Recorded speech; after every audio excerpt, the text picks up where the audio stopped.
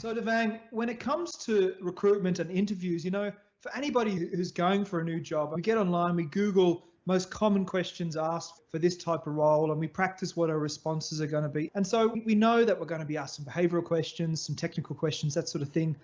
And the game of recruitment, it's push-pull. You want to draw the candidate in. You've got to push them sometimes. You've got to be a bit tough. What are the tricks of the trade when you're recruiting and you're asking those questions of... Look, I think everyone has a great resume and you can see all the skills that they have, all the experience that they have. But I think before you interview a staff member, whether it's onshore or offshore, you've seen all the resumes, you've seen their references, I think. But during that interview, you want to get to the character of the person and you want the skills that they have.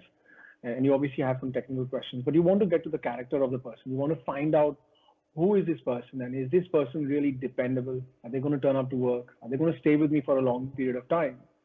And I think some of the questions that I've asked is, there's a question I asked recently that what does that person's manager in the last 12 months of their jobs, how would they describe the actual candidate? And that will tell you exactly what they think. Of course, they're going to tell you all the good things about them, but then you can obviously probe those questions. Another thing that you can ask them is, what do they not like? If they've applied for an office administrator, ask them what do they not like, because an office administrator's task is very broad, and it's always good to find out what they don't like. It doesn't mean that they're not going to do it, but it's always good to find that out. I think a really important thing is conversational ability. When someone from the Philippines is interviewing for a job, you want to see if they can hold a conversation, because at times you want to elevate their role. You want them probably to talk sometimes to your clients. So you should see whether they have that ability of having a conversation. And yeah, I think these are some important. In fact, yesterday I had a client who was doing an interview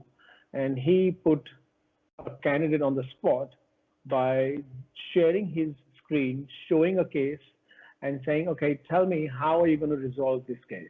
Obviously, it was very basic. And the three candidates, two were flustered and they couldn't answer those questions. But one was very confident and she exactly navigated and said, this is what I would do. And she got hired. Yeah, and I love that. Putting someone on the spot is absolutely what they're going to have to deal with within the role. So shouldn't be scared to do that within an interview. And this is the stuff that you're not going to read online. They can't prepare for this. They've either got it or they don't have it. So it's a great thing to test.